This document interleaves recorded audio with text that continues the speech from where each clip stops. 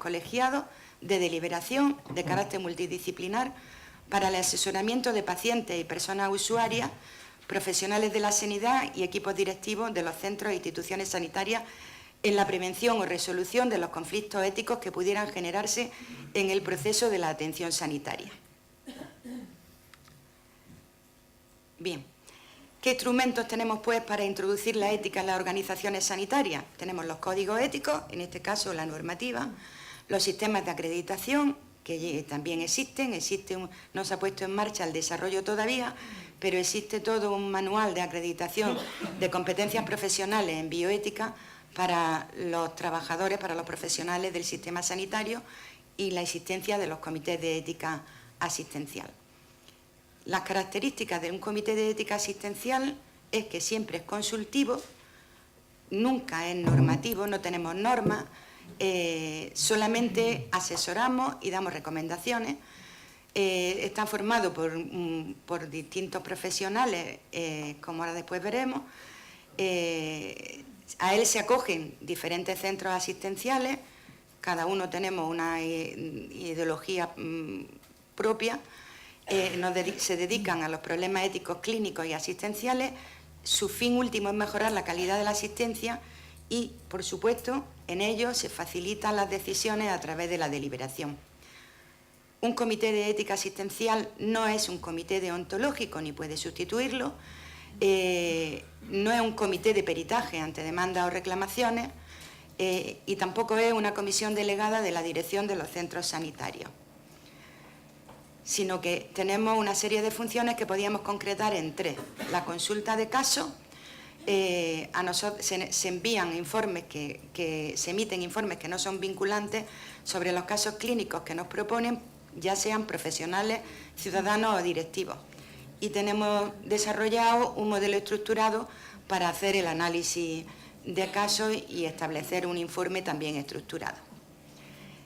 Podemos dar orientaciones institucionales, elaborando documentos de recomendaciones sobre situaciones frecuentes y que puedan plantear potencialmente conflictos éticos, como pueden ser los documentos de consentimiento informado, las pautas de actuación ante una interrupción voluntaria del embarazo o la anticoncepción poscoital, la evaluación de capacidades en ancianos, demenciados, qué actuaciones hacer en paliativos.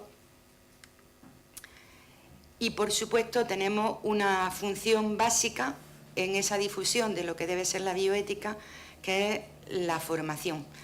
Hemos de promover la formación básica del conjunto de los trabajadores en tres temas fundamentales: introducción a la bioética, la confidencialidad y la importancia y el impacto del consentimiento informado. Podríamos decir que el Comité de Ética Asistencial se dedica a dignificar y proteger los derechos de los pacientes, a emitir informes sobre cuestiones éticas, asesora a los órganos directivos si nos lo consultan, estableciendo protocolos u orientaciones de actuación. Debemos de colaborar en la formación y la investigación en bioética y tenemos una relación con el Comité de Ética Central de Andalucía, pues en algunas cosas para las que consideramos que se escapan a la competencia de un comité local. Lo componen, según dice el decreto de 2010, profesionales sanitarios, gestores, un asesor jurídico, un lego, expertos en bioética y con asterisco puesto confesiones religiosas. En Andalucía no están incluidos en los comités de ética ningún miembro de ninguna confesión religiosa. Si bien podemos consultar y pedir asesoría, si lo necesitáramos, pues algún miembro de la religión que sea, a la hora de tomar decisiones y de debatir el caso que nos pudiera ocupar con esa problemática. Entonces, en un comité de ética lo que trata es de la búsqueda del equilibrio entre las diferentes racionalidades del diálogo bioético: la científico-técnica, la ética, la religiosa, la moral, la jurídica, la política, con el objetivo, como decía, principal de mejorar la calidad, y su ámbito de actuación son todos los centros asistenciales, hospitales, centros de salud, las emergencias sanitarias, los hospitales de alta resolución y otros centros públicos y privados. Este es el mapa de comités de ética de Andalucía. Como veis, en Granada tenemos 3 comités de ética, el Granada Metropolitano, el del área norte y el del área sur. ¿Y cómo es el comité de ética Granada Metropolitano? Pues en él formamos parte médicos, enfermeras, profesionales de la gestión, hay un licenciado en Derecho, hay otro profesional de atención al usuario, hay un miembro del comité de ética de la investigación, un directivo y un lego.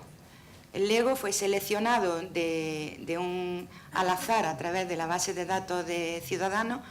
Hicimos entrevistas y determinamos cuál era la persona que nos pareció con más competencias para formar parte del comité de ética, teniendo en cuenta que no puede ser nadie relacionado ni con el derecho ni con la asistencia sanitaria. La estructura organizativa es esa y están adscritos el Virgen de las Nieves, San Cecilio, San Rafael, Atención Primaria del Distrito Granada y el Distrito Metropolitano, la Empresa Pública de Emergencias Sanitarias y el Hospital de Loja se adscribió no formalmente, pero nos pidió permiso para podernos consultar casos. Por supuesto, cualquier centro puede consultar casos, incluso la residencia. Este año tuvimos un caso de una residencia de Granada que no tenían un problema y nos lo consultaron y bueno, no hemos hecho el seguimiento todavía porque fue justo antes del verano cuando emitimos el informe. Esperemos haberle ayudado en esa toma de decisiones. Iniciamos el Comité de Ética Asistencial en el año 2011 y hay una página web que es la que hemos entrado antes, la que hemos visto antes, en la que podéis entrar si queréis para ver la composición y el perfil de los miembros. Tenemos establecido un documento de consulta de casos que está colgado en las páginas de los hospitales y los distritos, en el que pedimos que se nos argumente el porqué de la consulta. Me estoy pasando de tiempo. Y recordamos lo que no es un comité y bien, pues esos somos los miembros del Comité Granada Metropolitano. Otra herramienta que son 2 pinceladas en la que el sistema sanitario influye en cómo extender el conocimiento sobre la bioética es el contrato programa que anualmente hace con sus hospitales y centros sanitarios, ¿no? En el que nos plantean, no lo voy a leer, una serie de objetivos de bioética como para que el hospital lo cumpla. Y nada más, muchas gracias.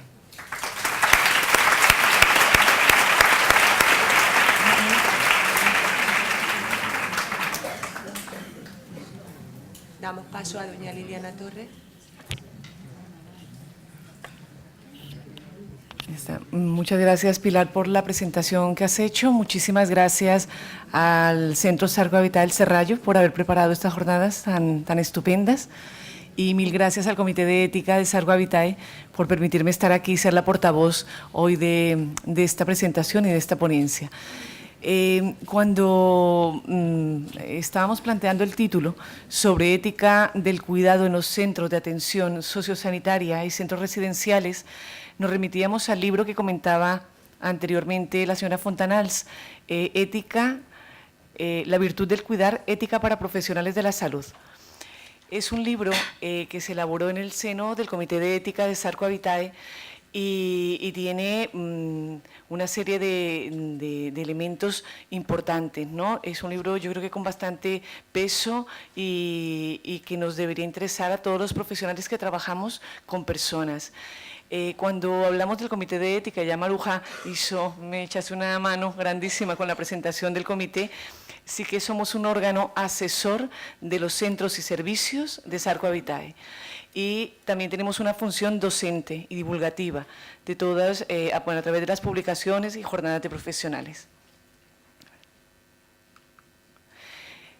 Cuando hablamos de centros y servicios, hablamos de una plataforma de servicios. Arco Habitae no solamente somos residencias, también tenemos centros de día. En nuestros centros residenciales, y esto lo comento porque muchas veces cuando explicamos que una residencia actualmente no es el sitio donde vas ya para toda la vida o te retiras definitivamente, sino que cada vez tenemos que ser el último recurso para las personas. Las residencias, nuestras residencias, son centros para personas que pueden venir a pasar un proceso de convalecencia, por ejemplo, una rehabilitación funcional porque han sufrido una caída, una fractura de cadera o sencillamente porque necesitamos rehabilitar la marcha. Son centros que cada vez más atendemos a personas en el final de su vida. Por eso estamos preparados para hacerlo, por eso nos estamos formando permanentemente para atenderlos con calidad, con ética y no solamente lo que hablaban anteriormente, ética de mínimos, sino a través de una ética de máximos. Tenemos centros de día en los que disponemos de servicios para personas con demencia tipo Alzheimer, por ejemplo, unidades especializadas o solamente actividades de socialización. Luego también tenemos viviendas con servicios para personas que todavía conservan su autonomía. Mira, yo tengo 70 años, 60, 75 y estoy físicamente y tengo autonomía para desarrollar las actividades de la vida diaria, pero quiero estar en un entorno protegido. Por tanto, tenemos apartamentos con servicios en Sevilla, en Benalmádena y en Girona. También trabajamos con los servicios sociales en domicilio, también tenemos un servicio profesional de médicos, de enfermeros, psicólogos, fisioterapeutas en domicilio y un call center que atiende 24 horas. Y también, y luego si podéis, al finalizar la jornada, ver el sistema de teleasistencia que estamos presentando en estas jornadas y que está a la entrada del Colegio de Médicos. ¿Por qué esta diapositiva? Y esta siempre me recuerda mucho a ICIAR, que fue la que alguna vez me animó a presentarla, porque es importante saber que para atender personas y para cuidar personas tenemos que ser profesionales entusiastas. Tenemos que tener un compromiso especial. Cuando trabajamos con personas, todo el mundo nos dice que es una profesión muy vocacional, y es verdad. Tenemos que tener vocación, respeto por la persona a la que tenemos enfrente. Tenemos que ser muy profesionales, tener la parte técnica y de conocimientos perfectamente trabajada. Nosotros apostamos por la calidad y la innovación permanente, porque no queremos sustituir a la familia, somos un complemento de la familia. Y entonces nuestro lema, y que me encanta, dice: nadie lo quiere como tú, nadie lo cuida como nosotros. Esa es una pequeña cuña, un poco para que sepáis, las personas que no nos conocéis, quiénes somos. Por tanto, cuando hablamos de ética, del cuidar, y en este libro, como decía, es un libro de gran calado, primero porque es un libro que se elabora desde la perspectiva no solamente del ámbito médico y de enfermería, que son los que habitualmente sacan este tipo de publicaciones, ¿no? Son los enfermeros los que nos hablan de cuidar. Este libro tiene una perspectiva desde la psicología, del trabajo social, de la parte filosófica también, jurídica. Y luego también es interesante porque pone la palabra virtud en el centro de mira. ¿Qué significa virtud? ¿Por qué la virtud? Porque queremos pasar de una ética de mínimos a una ética de calidad, de lo ideal. Porque yo ayer analizaba, digo, porque es que yo cuando voy a un hospital, o por ejemplo quiero llevar a mi madre a un centro, yo ya asumo que hay unos protocolos que me van a informar sobre el tratamiento que van a llevar a cabo, que, bueno, ahí me van a explicar exactamente qué es lo que van a hacer conmigo y me van a permitir en la medida de lo posible decidir sobre lo que yo quiero hacer, ¿no? Ya llegamos, yo sé que la persona que tengo delante, si es un médico o es un enfermero, es competente y tiene una ética de mínimos, pero es que además yo quiero que la persona que esté delante pues tenga sentido del humor y que me sonría y que no mire al ordenador cuando me está hablando, ¿no? A que sí, a que todos lo queremos, y que tenga paciencia y que me escuche, porque muchísimas veces no solamente vamos al médico por problemas físicos, sino también por problemas emocionales. Y aquel día me pasó, fui a un médico y digo, ay, es que estoy, y me explicó tan fácilmente lo que me estaba pasando, que era un proceso de tiempo, ¿no? Dice, no, tú tienes que darte un tiempo para que tu estado físico y emocional, psicológico, vayan mejor, ¿no? Y sencillamente, sin necesidad de darme medicación, hicimos una analítica por si acaso, pero muchas veces cuando tienes delante una persona que te escucha, te resuelve mucho más que el médico que te da la medicación. Y esto es lo que queremos, tener profesionales competentes, técnica y desde la perspectiva ética. Ética del cuidar. Ética ya lo han definido, la palabra ética la han definido pues las personas que han estado anteriormente. Cuando hablamos de ética del cuidar, decimos que desde el inicio de la práctica del cuidar ha estado la ética del cuidar acompañada del cariño, del facilitar al otro que tenga mayor autonomía. Por tanto, cuando hablamos de cuidar, según Bárbara Carper, cuidar es el ingrediente más importante en el proceso curativo, ya que las acciones decisivas del cuidar afectan positivamente el arte terapéutico. En situaciones de gravedad o de proximidad a la muerte, hay que poner en el centro el aspecto más necesario y central, el arte de estar completamente con el otro. Y luego también hay una orientación que me encanta, que es cuando vamos a cuidar a otra persona, tenemos que conocer su historia de vida. En la medida en que sepamos quién es el otro, podremos ofrecerle mejores cuidados. Y eso los que trabajamos con personas lo sabemos.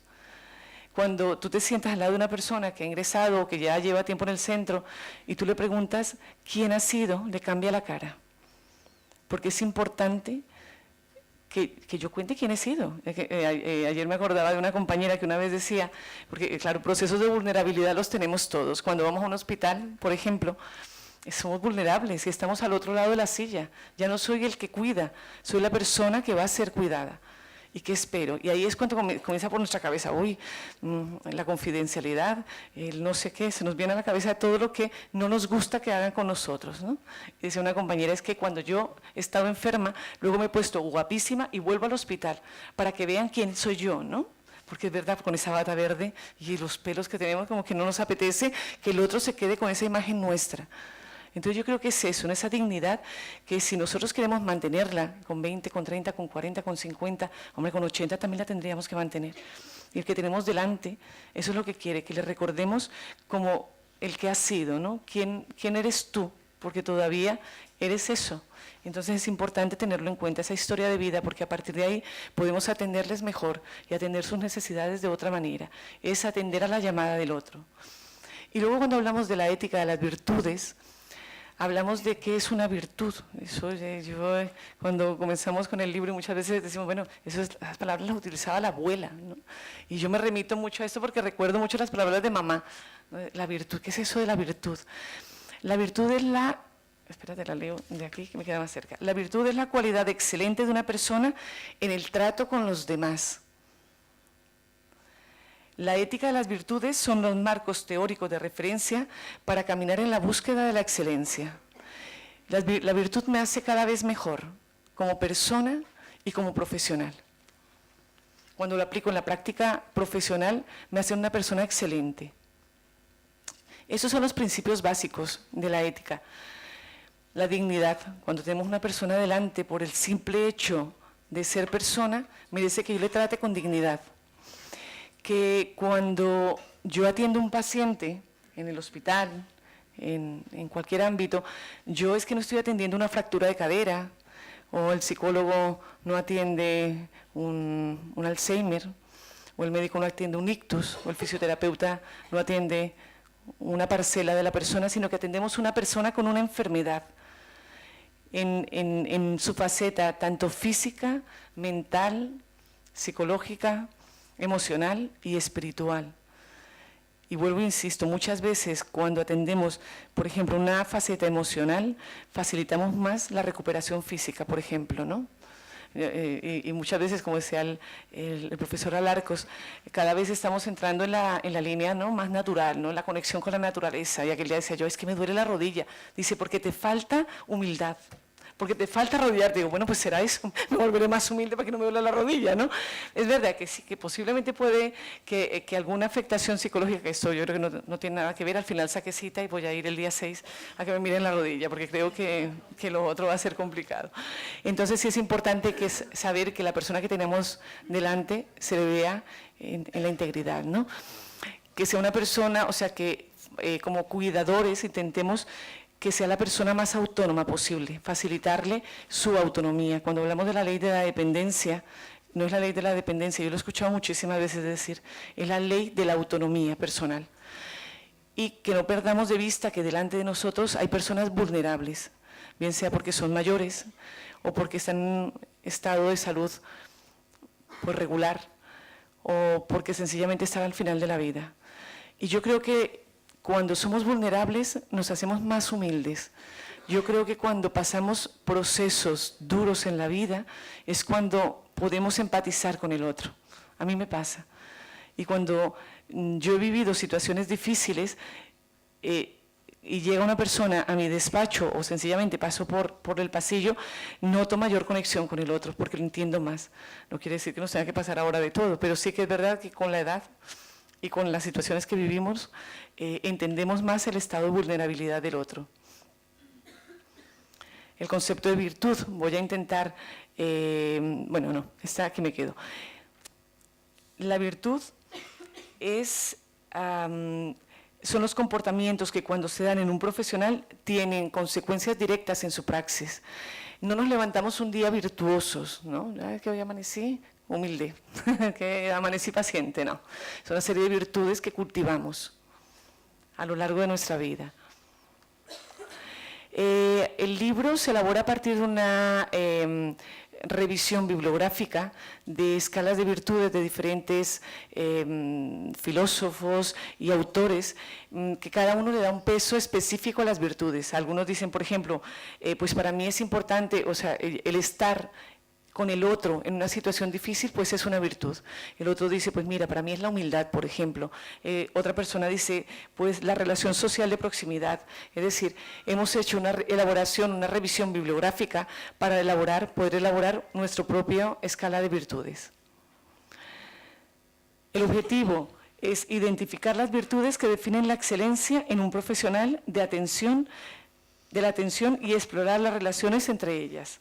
Establecer el peso diferencial de cada una de las virtudes señaladas en la construcción de un concepto de excelencia.